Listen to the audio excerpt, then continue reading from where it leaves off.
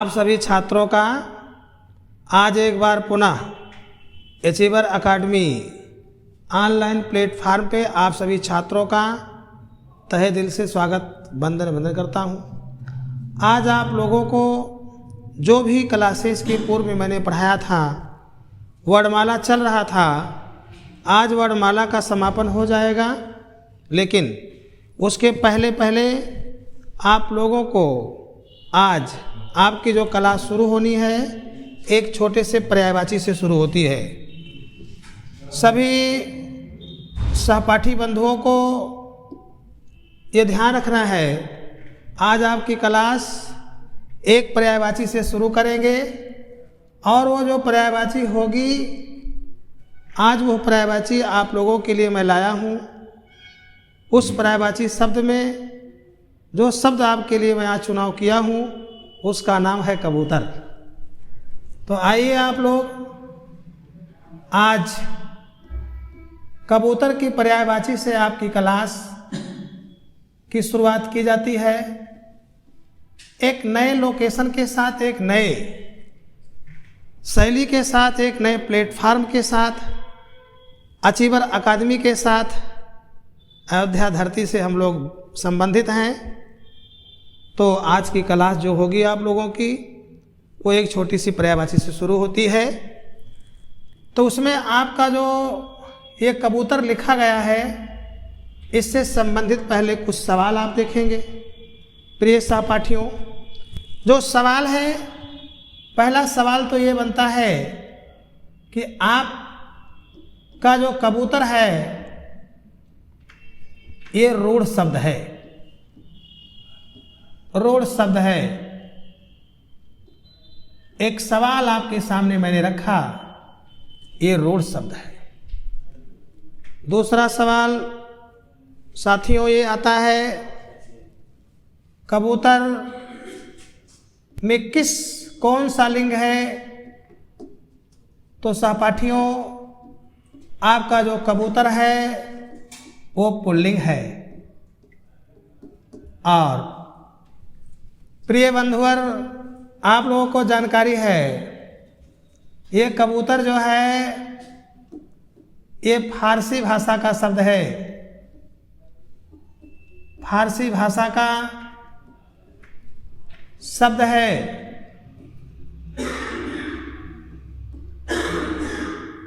अगला सवाल ये बनता है, कबूतर कैसी संज्ञा है? तो प्रिय छात्र एवं छात्राओं, कबूतर जातिवाचक संज्ञा है। सवाल जातिवाचक संज्ञा है प्रिय बंधुवर, यह जातिवाचक संज्ञा है। अगला सवाल ये बनता है दोस्तों, कबूतर क्या है? ये तद्भव है। और आगे ये सवाल बनता है कि इसका तत्सम रूप क्या होता है? तो इसको कपोत कहा जाता है। ये जानकारी आप लोगों को दी जा रही है। ऑनलाइन प्लेटफार्म से आपको मैंने बताया, कबूतर रूढ़ शब्द है, कबूतर जातिवाचक संज्ञा है,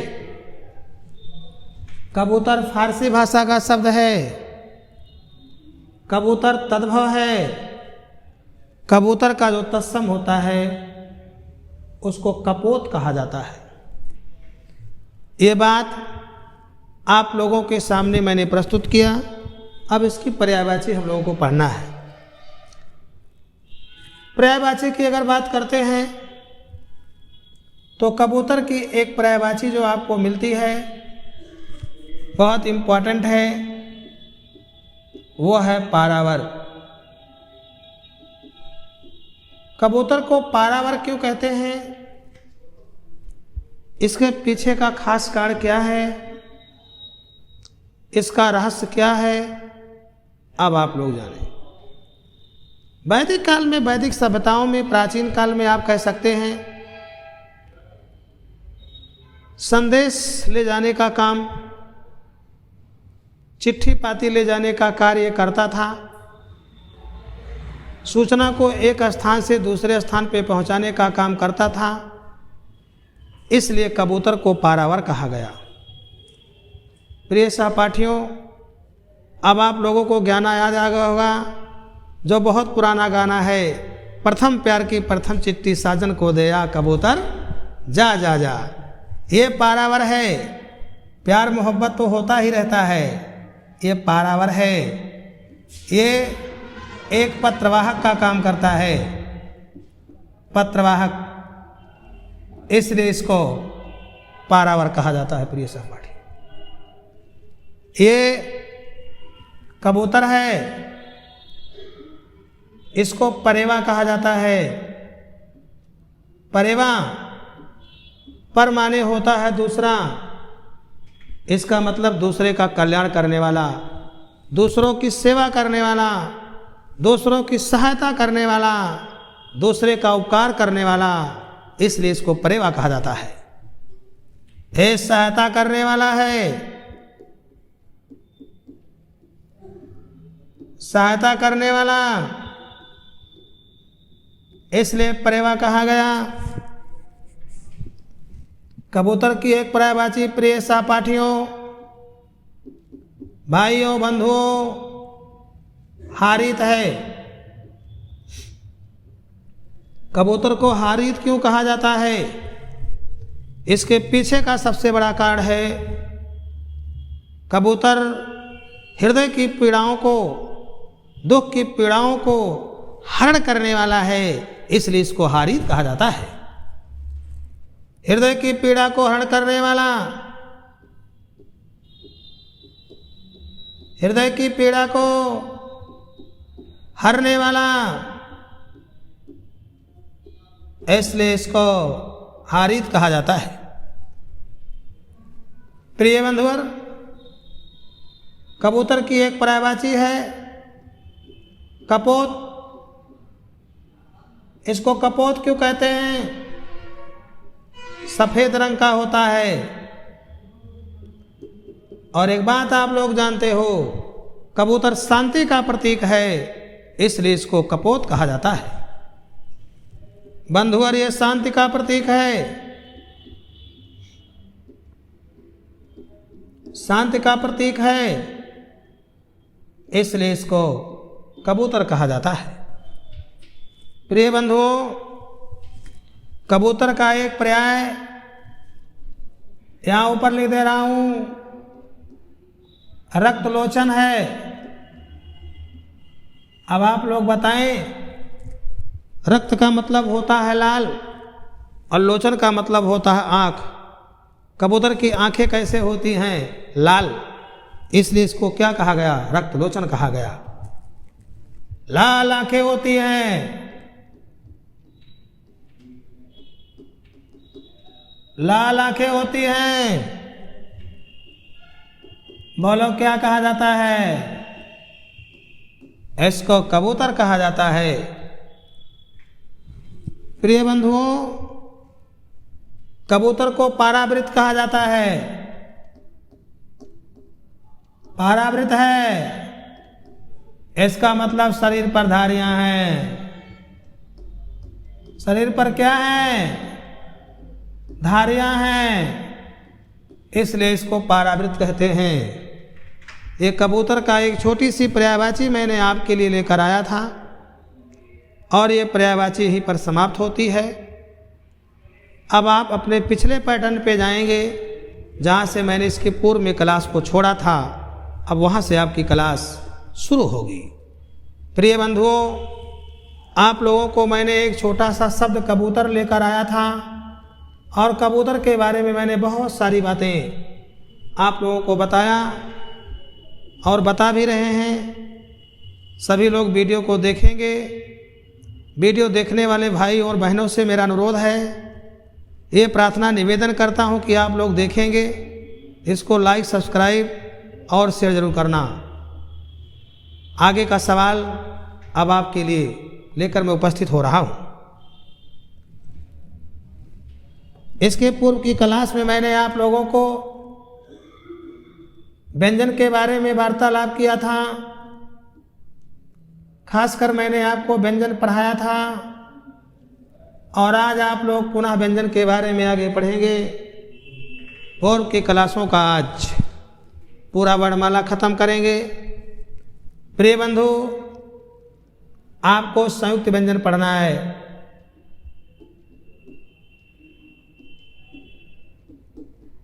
आप लोगों को बताते चले, ये संयुक्त व्यंजन है। दो व्यंजन वर्णों के मेल से जिन अक्षरों का निर्माण होता है उसको संयुक्त व्यंजन कहा जाता है। दो व्यंजन वर्णों का मेल।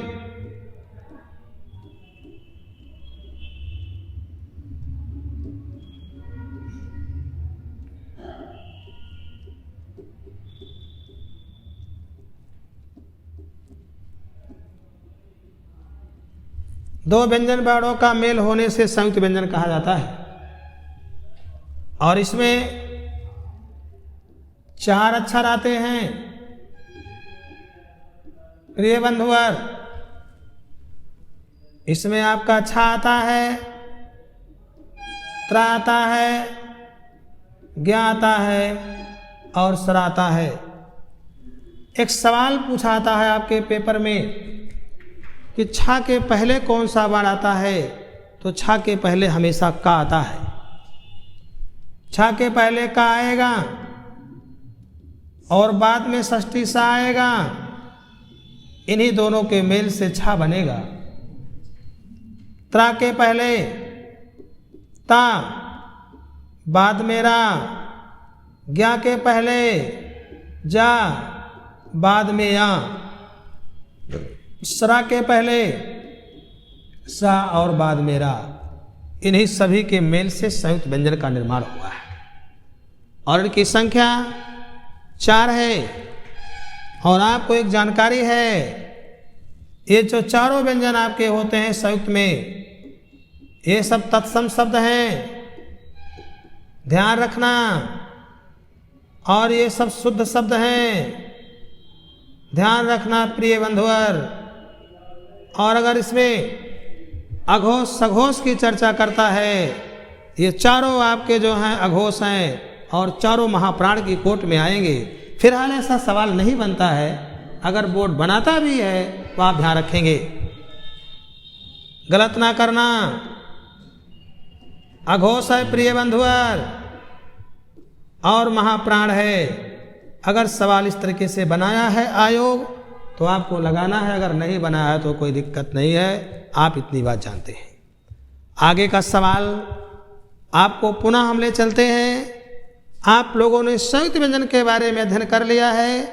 आगे आपके पेपर में सवाल आता है उत्क्षिप्त व्यंजन, द्विगुण व्यंजन। अब उसकी चर्चा हम आपके साथ करेंगे। आइए सभी लोग बहुत जल्दी हमारे ऑनलाइन प्लेटफॉर्म से जुड़ जाइए और उत्क्षिप्त व्यंजन के साथ एक बार पुनः आप देख रहे हैं। इसी को द्विगुण भी कहा जाता है प्रिय बंधुवर। और सभी लोग बहुत तत्परता से, तल्लीनता से मेहनत करें। श्रम से ही विकास होता है और परिश्रम ही आपका सबसे बड़ा बंधुवर है, सबसे बड़ा भाई है। परिश्रम समो न बंधु, परिश्रम के समान कोई दूसरा भाई बहन माता पिता नहीं है। आप लोगों को ध्यान रखना चाहिए। आप जानते हैं उत्क्षिप्त जो व्यंजन है, इनकी संख्या की बात करता है तो 2 होता है, जिसमें डा है और ढा है। ये आपके उत्क्षिप्त व्यंजन हैं। एक सवाल आपके पेपर में आएगा, उत्क्षिप्त व्यंजन का उच्चारण कैसे होता है? तो उत्क्षिप्त व्यंजन का जो उच्चारण होता है ड ढा, वो तालु और मूर्धा की सहायता से होता है। तालु और मूर्धा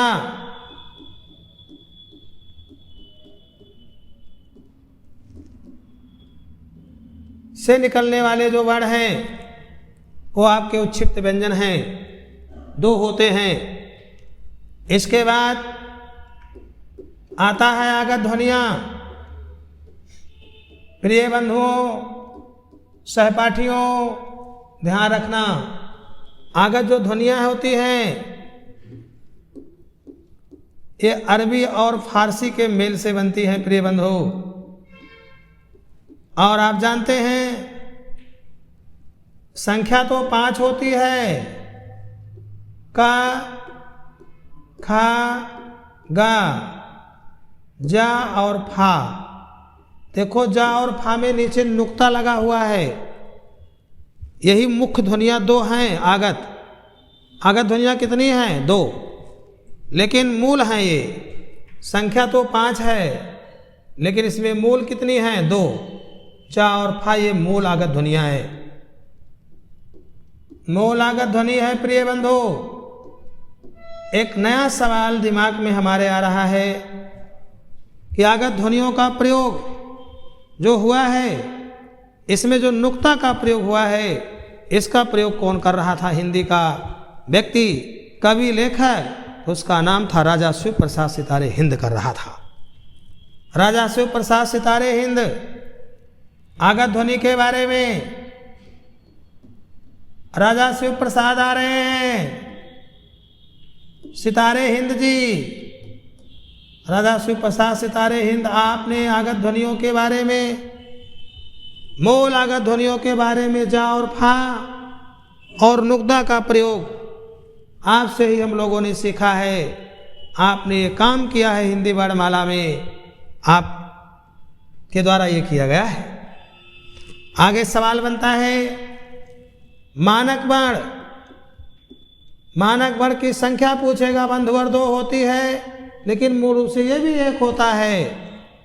इसमें भगत वाला भा होता है और झरना वाला झा होता है। झरना एक रचना है जिसके लेखक का नाम जयशंकर प्रसाद है।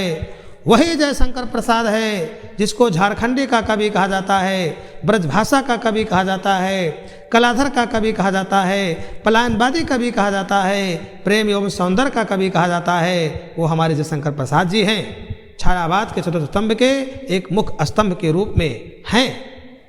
तो आपको जानकारी है, झा से झरना और झा से झंडा ये मानक वर्ण में आते हैं। ये मोटी मोटी बात वर्णमाला में आपने अध्ययन किया है। आगे का सवाल देखो, ये ए लिखा है, आई लिखा है, ओ लिखा है, औ लिखा है, या लिखा है और वा लिखा है। प्रिय बंधु, ए ऐ का उच्चारण स्थान पूछता है। इसका उच्चारण स्थान ये कंठ और तालु से निकलता है।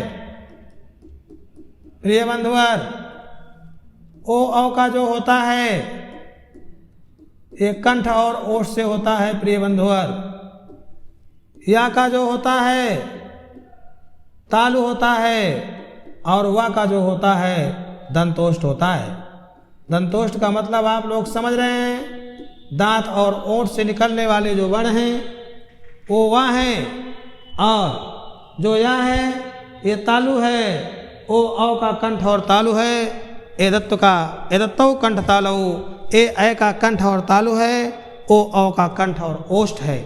इस प्रकार से ये छोटी छोटी बातें हैं, आप लोगों के पेपर में आता है, आपको जानना चाहिए। बेसिक सवाल है बंधुवर, वर्णमाला से आपके पेपर में सवाल आता है। आपके पेपर में सवाल पूछता है कि हिंदी वर्णमाला में संपृक्त ध्वनियाँ क्या होती हैं। बहुत सुंदर सवाल है, ये पेपर में पूछा गया है। संपृक्त ध्वनियाँ आज हमारे सभी छात्र जानेंगे।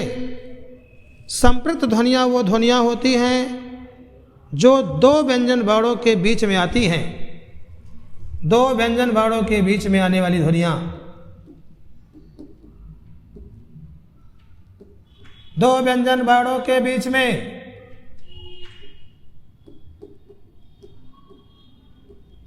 दो व्यंजन वर्णों के बीच में आने वाली ध्वनि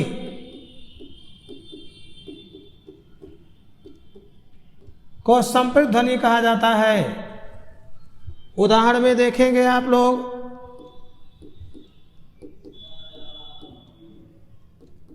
जैसे सन्यासी लिखा गया। प्रिय बंधु, अब सा और या के बीच में जो अनुनासिक वर्ण आया है ये संपृक्त ध्वनि है। जैसे संतोष लिखा गया,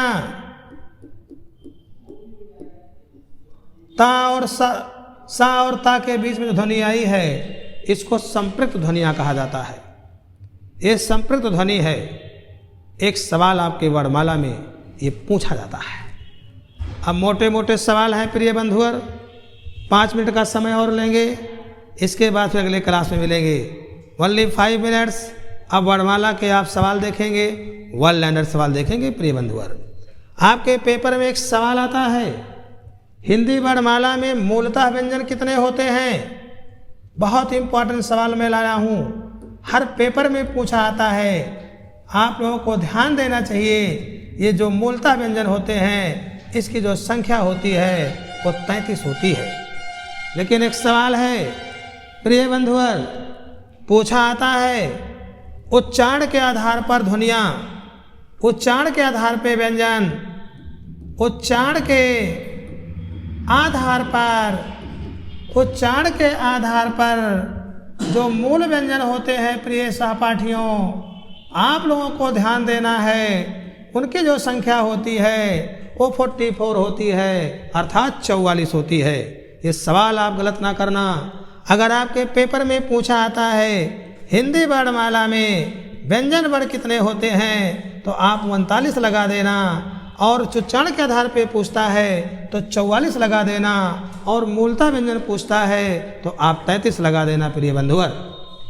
हाँ, एक सवाल है, हिंदी वर्णमाला में कुल अक्षर पूछता है या कुल ध्वनियाँ पूछता है प्रिय बंधुवर, तो उसकी संख्या कितनी होती है? 52 होती है, 52 होती है। लेकिन लिखित आधार पे अगर पूछता है तो 56 होती है। लिखित आधार पे पूछेगा तो 56 लगा लेना, अक्षर या ध्वनियाँ पूछेगा तो आप 52 लगा देना, व्यंजन पूछेगा तो 39 लगा देना, उच्चारण के आधार पे मूल व्यंजन पूछेगा तो 44 लगा देना प्रिय बंधुवर, और मूलता पूछेगा तो 33 लगा देना। इस प्रकार से आपने देखा, इसके पूर्व की क्लास में सारी बातें बताई गई थी। आज मैंने पूरी तरीके से आपके वर्णमाला का समापन कर दिया है। आज के बाद की जो अगली क्लास होगी फिर वो अगले चैप्टर में आएगा। तो आपने वर्ण का अध्ययन किया है तो आपको हम शब्द के साथ मिलेंगे, अगली क्लास में मिलेंगे।